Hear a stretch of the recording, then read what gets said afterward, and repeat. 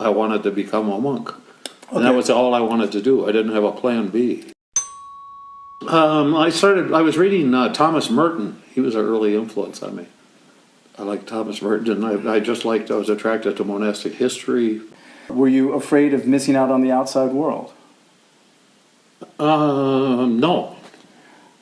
Was that the idea, to like say, I'm done with you guys for a while and I want to explore the inner worlds? Yeah. And what happened? What were you doing then before? Were you an artist yourself, or just? Well, no, I wasn't an artist then. Let's see. I started becoming an artist. I had my first show while I was in the monastery when I was 50. First art show. There was some beadwork. Was Minneapolis in the 70s? Yeah. I'm guessing was in Minneapolis a kind of a hotbed of culture? Yeah, it always has been. It always has been. Yeah. Well, I mean, if you consider, in 1970, you could go down to Dayton's department store and go up to the 12th floor and buy an Andy Warhol. When Twiggy made her first appearance in America, it was at Dayton's, and the Yardbirds played there. And do you remember that show? Yeah, it was pretty hip. It was a hip place at that time. Were the Yardbirds like the loudest band you'd ever seen up to that point? Oh, no, I'd heard loud bands before.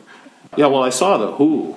Oh, that was pretty good. Yeah, I mean they were loud, but I mean that's not overpowering loud. I find music today overpoweringly loud. Yeah, I think going to Lost Horse. Yeah, I do too. Yeah, I have 10 minutes in there, and I say I'll listen from outside. Yeah, no, I feel the same way. So the Who in 1965 did not blow out your ears like. No, it was when Tommy first came out. They went on did this tour, and they had this one woman that was really hip at booking, and she booked him at the Guthrie Theater in Minneapolis, which was the theater in the round. Mm-hmm. That only held like 750 people. Okay, let's talk about this art, but I'm warning you, I'm going to ask you more about being a monk, because it's something I want to know about, and it's something you do know about. So by osmosis, some of what's in there has got to come to me. My first show in 91, when I was 50 years old. Oh, I thought we were talking about the shows that when you were a gallery owner. Oh, no, that was different. That was in the 70s. There was a gallery in Minneapolis that was a Castelli satellite gallery. So we showed Rauschenberg and Johns and Warhol and Judd and Flavin. And did this stuff blow your mind? Oh, yeah, I loved it. That's how I got into it. Is that where it started? Marfa, you knew about these guys in the 70s, and now you're here? I mean, it was one of the things I heard about. I heard about Marfa. But I mean, I didn't come down here to, worship at the altar of art. I was just living in my camper. And I remember that. So in 1991, you started doing stuff like this beadwork. No, a guy showed me. Okay, that's it was a friend of a friend that crashed at our place, and he tanned hides and lived in a teepee in the Black Hills and did all this stuff. And the first thing I ever made, the only reason I got into the beadwork was I wanted a cool guitar strap. And so You traded or something? No, I made it. Oh, you made it? Yeah, that's the first thing I ever made. That seems like it would take hours and hours and hours and hours, right? Well, it took a winter to make a guitar strap. All right. I still got it. I can show it to you. Yeah, I would love to see it. Do you use a loop? No, I just sit right here at the table. There's my lamp. Is it a meditation of sorts? Sometimes. Mm-hmm. Sometimes I'm anxious. Sometimes I'm bored, and sometimes Well, it is. Yeah. It's ungodly repetitive. Yeah, and that's what I associate with meditation, which is you breathe in, you breathe out, you breathe in, you breathe out, and it's not like being a car mechanic or something. That's why I suggested it might be meditative. Oh yeah, it is. It is because you don't have to think, but you have to be present. And the guy who showed you, was he a native guy? No. Well, the beads that the Indians are using are made in Venice. Oh, that's even better. Yeah. They didn't do beadwork until the white people got here and traded beads. When was that? Probably the 18th century. And of course, there are no rules, and the ebb and flow of culture and art is just it's impossible to follow. You just do what you got to do. I mean, I'm just using it because I like the medium. I mean, you would not mistake that for a Native American work. How would I know? I don't know. I only know about the guy's complaint. Right. Yes. In fact, what I took it for, and I just express this, I would have thought that's a Buddhist work. Mm-hmm. I mean, I'm understand I don't know the art like the world you do. So if I saw this on a wall and then I saw that you were the guy who did it, I'd say, oh, he probably like picked up some Buddhist kind of meditative thing. That reminds me of the Tibetan mandalas, Mm-hmm. where they very carefully do the sand and let it blow away. And the complaint I gave you, I didn't hear it firsthand, but it bothered me. Oh, I've heard that before too. And what do you say? Do you tell them about the beads? And I'm a beader. I mean, I'm not interested in beadwork really. I'm interested in doing what I do. It's not like I have books on beadwork and I study beadwork or anything. Mm-hmm. It's a medium I picked up and I just use it. Did you do other stuff? Paint, draw? Yeah. Did silk screen. I've done other things. As successfully or happily as that?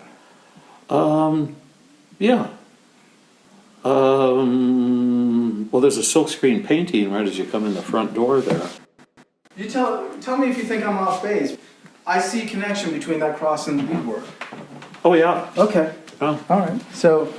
Yeah, the form. Yeah, the form, exactly. And the simplicity. Yeah. All right, let's take 5 minutes and do a chronology of Glenn to getting to Marfa. Right. Born in Minnesota. No. You take it from there. Go ahead. I was born in Chippewa Falls, Wisconsin, but I never lived there because I was born during the war. And my mom then headed off when I was 6 months old to New London, Connecticut. And my dad was on submarines. So I lived at the Navy base there. He was a 20-year man on submarines. And so then I lived there till I was 7 and then moved to Key West, Florida. I lived in Key West from when I was 7 till I was 9, 10, 11, 12 maybe. And then he got what they call shore duty in Milwaukee, Wisconsin for 2 years and 8 months. Then moved back to Connecticut again. Your dad had shore duty? Yeah.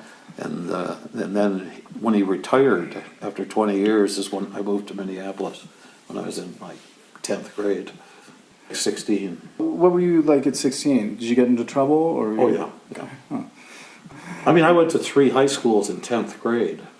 Oh, that's trouble. Okay, let's go from 16 to gallery. Yeah, I was assistant director at Gallery 12, before I had my own gallery. I would think that maybe someone who was in 3 high schools in his 16th year, in 10th grade or whatever, might end up in jail. Yeah, I did. Okay. Well, no, I was just a bad drinker and got into trouble. So. And how did you get out of trouble and get your arrows straightened? Let's see. Well, I got married.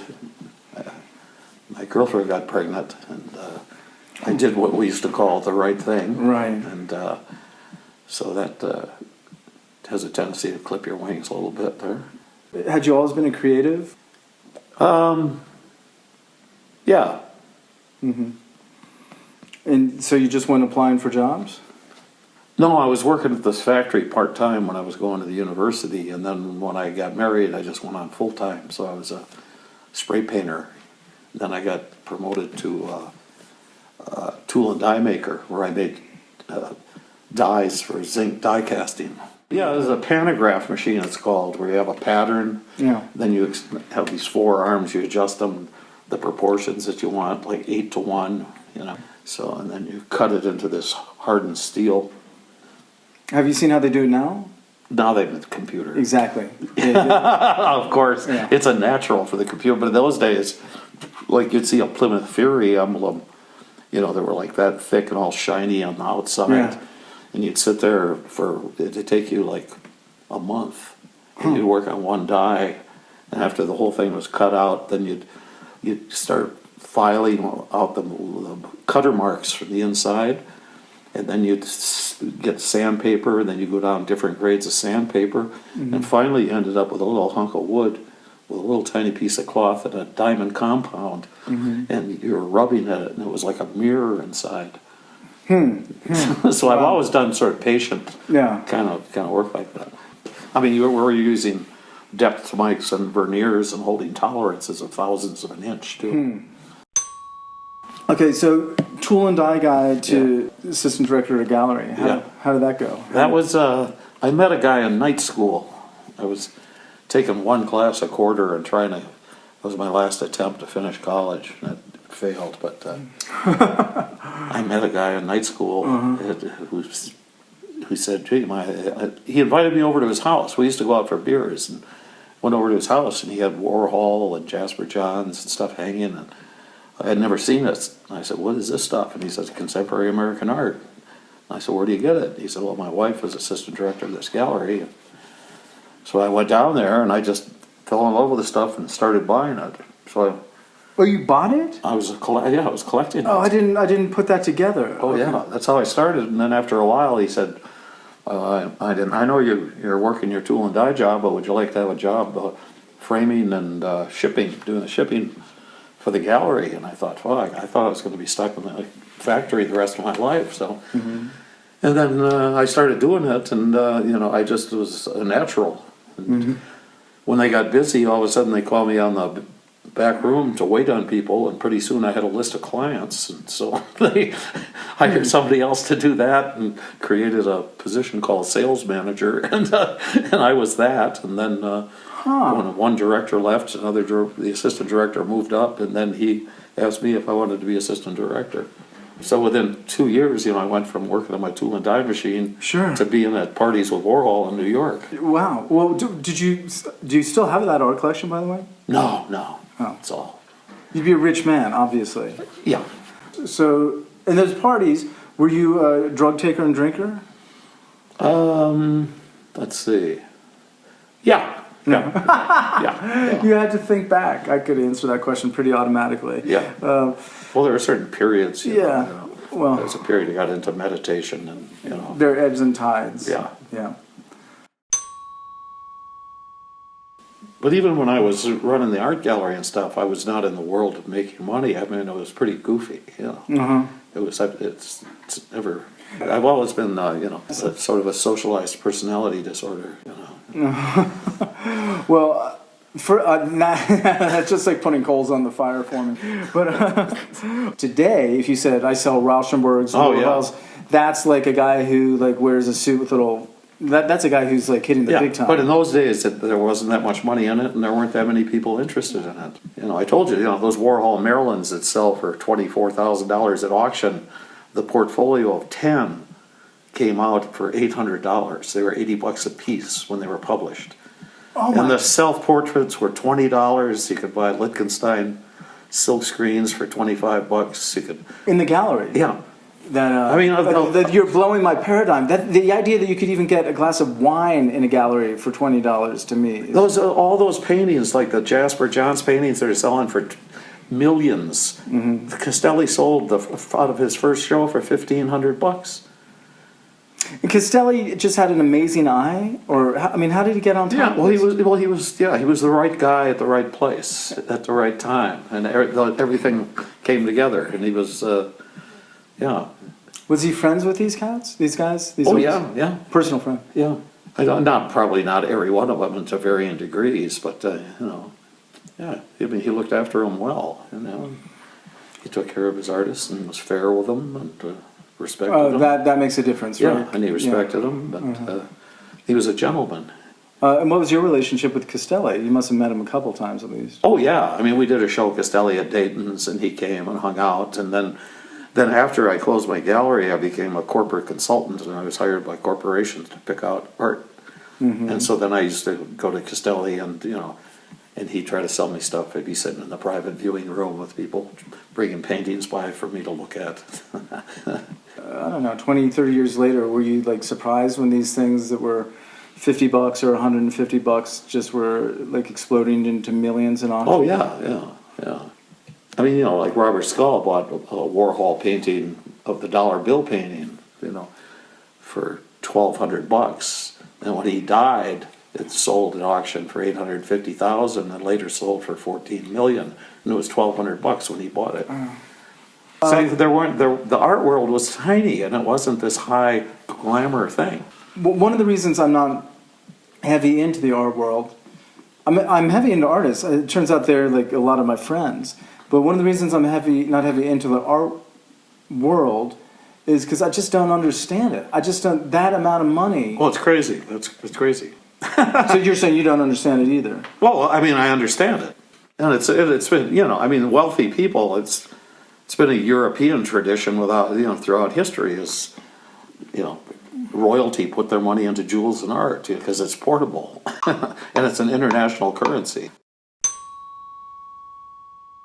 Help me out. Did you know anyone who was a monk before you? No, I didn't even know anybody who went to Catholic church.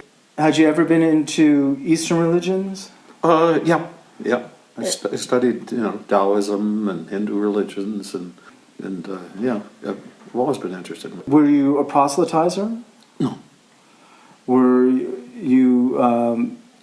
Did you read the Bible repetitively? At times, I mean, when I was in the monastery. What was your order? A Benedictine. Did you talk a lot as a monk? That one monastery, you could talk, But if I was working, I wasn't talking. I could just. They'd have Thomas Merton tapes, and I could put it in my tape thing and put my headphones on and then sit there and paint. Oh well, that doesn't sound bad at all. No. Thomas Merton was not a Benedictine. No, he was a Cistercian. Yeah. So did you ever think about becoming a Cistercian? Yeah. Yeah, I mean, actually the monastery, the Christ in the Desert, is more like a Cistercian monastery than it is a Benedictine one, even though it's part of the Benedictine order. Abiquiu, I spent over a year there, 93. The monastery is surrounded on all sides by national forest, and the Chama River comes right through. It's by Ghost Ranch. If you're heading north, Ghost Ranch is off to the right, and there's a county road, if you take to the left, that's just this gravel road that goes 12 miles along the Chama River Canyon, and at the end of it is the monastery. So we didn't have electricity except solar panels, and we just had little adobe cells with a kerosene lantern and a wood stove. Oh no, I was a good monk. Nobody ever had any complaints about me. Maybe you said you had some dissociative disorder, or some word I'm not really familiar with, but it sounded cool. What did you have? What? Oh. A socialized personality disorder. Maybe that makes someone a good monk. Yeah, it could. Oh yeah, no, I go to church. Catholic church? Yeah. I always like the term practicing Catholic. Are you a practicing Catholic? Because it's just practicing, It's literally practicing. Yeah. That's good. Did your family get rattled or upset when you became a monk? Well, my daughters were like, you mean if somebody asks what my dad does, we have to say he's a monk? And I go, yeah. Oh. And they got used to it. I was actually thinking of parents, parents and grandparents. My mother was already dead. She died when I was young. Mm-hmm. She died when I was 30 of ovarian cancer. And my dad has, of the many decisions I've made to become a monk, he didn't have any objection to that, Right.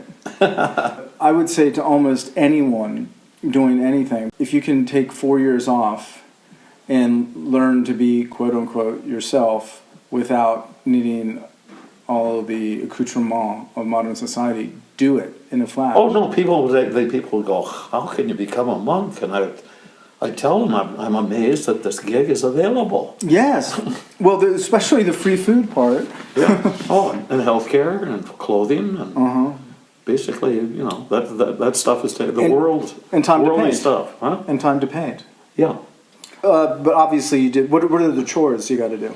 Well, I mean, in South Dakota, I fed pigs and cattle and did painting around the monastery, and I helped in the kitchen, and just, Are there any vegetarian Catholic orders? Yeah, Cistercians are vegetarian, and so is Christ in the Desert, and Abiquiu is vegetarian. So you were a vegetarian for a number of years. Okay, you've satisfied me with monk stuff. so let's get out of the monastery. It's 94, 95-ish. Let's see. Well, then when I left the monastery, I didn't have anything because I gave everything away when I went to the monastery, and they gave me a check for like $500, which I didn't even need to do. So then I just sort of came to town and had to get a place to live. And so I met a guy who had a warehouse space. It was illegal living, but it was nice, 1,500 square feet overlooking the Mississippi and everything, and I only had to pay $150 a month. And I didn't have a phone or a car or anything, so my living expenses were pretty low. And so I just lived like that for a while. And So the 4 years of living in a monastery, being a monk, shaped your habits to this day? Yeah, it was more like 5.5 years. Mm-hmm. Yeah. What do you think of Marfa, Texas? Oh, I like Marfa. Yeah, Santa Fe. To me, it was like Disneyland. Mm-hmm. You know, and it was the wealthy and those who wait on them, and that was it. Yeah, wow. I'm never really Yeah. interested in Santa Fe. How did you hear about this place? Through the art world, I've heard of Marfa, Mm-hmm. but that was Oh, all. I hadn't. Oh, and then after Gallery 12 closed, then I started my own gallery. Oh, man. So I'm looking at just, this is called Glen Hanson Gallery, Then and Now. Yeah, there was a show on the history of my gallery. This is a show on the history of your... Yeah. Where was this show? In Minneapolis. See, there's my 2 pictures. Oh, my God. I'm not going to describe them except to say that you have 2 different looks. You're kidding me. Do you have more than one of these? No, that's about all I got left here. So this tells me your gallery made a mark, obviously. Yeah. Well, it was. Yeah, I sort of changed I'm sort of like the godfather of the gallery scene in Minneapolis. Did you get back there much? Yeah. I guess I got 2 daughters up there, so I go up there quite a bit. They came for my opening. They were here for my opening. They surprised me. Uh-huh. The opening was on Saturday, and Friday morning at 7:30 there was a knock on my door, and I opened my door, and my daughters were here. Cool, that's great. What happened to Mrs. Hanson? She's still... She's still up in Minneapolis. Mm-hmm.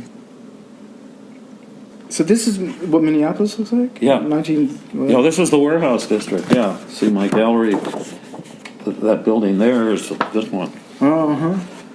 But then there's the artists living in all these buildings here and everything.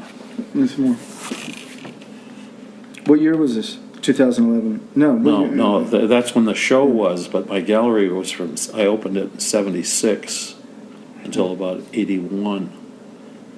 But the thing is, that I worked at this gallery, it was a Castelli satellite gallery, and so when I opened my own gallery, just out of naivete, that was the only gallery I knew. So I had my inventory control system was like a merchant's, and I opened my gallery, and I immediately took out quarter-page ads in Art Forum because that's what we did at the gallery, and I sort of elevated in the way I represented just a limited number of people, and traveled around the country looking for shows for them, and. Oh, I didn't know. That's a cool thing to do. Yeah. So that's what I was doing back then. And I was the only one at the time from the Midwest doing that.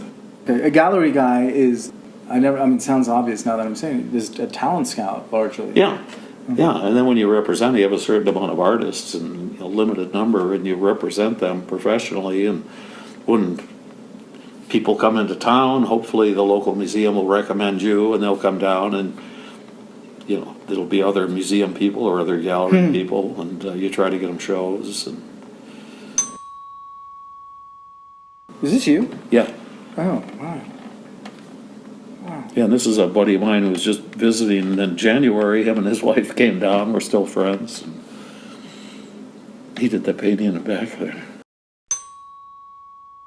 Yeah, that was the first show I had in Marfa. Was at his studio when he had the one inside the... Oh, sure. I was there. Yeah. I was there. How long had you been in town?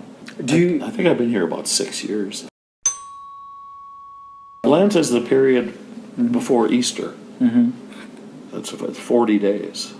It starts with Ash Wednesday, and it's sort of set aside as a period of reflection, where you reflect on your life and sort of pull in. Well, it's just, the word belief. I mean, you could just write volumes I agree. on that. It's like, believing that the sun will rise tomorrow and believing in God are two separate activities. No, you're right. It's linguistically, it looks like they're the same, but they aren't. They're totally different things. I mean, for me, it's sort of like, being a practicing Catholic is like a present that I give my heart. My heart likes it. Yeah. My heart likes it. It makes my heart happy. This is what I'm going to retain from my talk with you. Practicing Catholic. Yeah. That's important. That's a very different thing than a practicing Catholic. Yeah, right.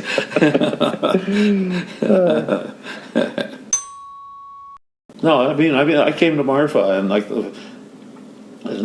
parked over in Cuderos over there and I walked into town and I just sort of thought, well, I'll get oriented here, and so I went into the bookstore and I'd always liked Blinky Palermo, this German artist. And the only thing, I had this one catalog from the Dia Foundation. That was a show of him and Joseph Beuys and Amy Knoebel. It was a 3-person show. And I just loved that catalog. And I walk into the Marfa bookstore and they had 3 hardcover books on Blinky Palermo. Right. Yeah. And, come home. And then I got left there, and after talking to Tim and meeting him and just having the greatest time, and I walked next door to Marfa Public Radio Station, and Ann Adkins was working there. Remember her? Yeah, sure. And I came in and I said, I don't have an internet or something, but I'd like a schedule of the show. So she said, oh, fine. And she started asking me where I was from, and pretty soon she's introducing me to the people at the station, and then they're giving me a tour of the place. And by the time I left, I had donated a piece for their auction, and everybody was hugging me and everything. And I walked out, and I thought, God, this is a cool town. Yeah. That was my first day in Marfa.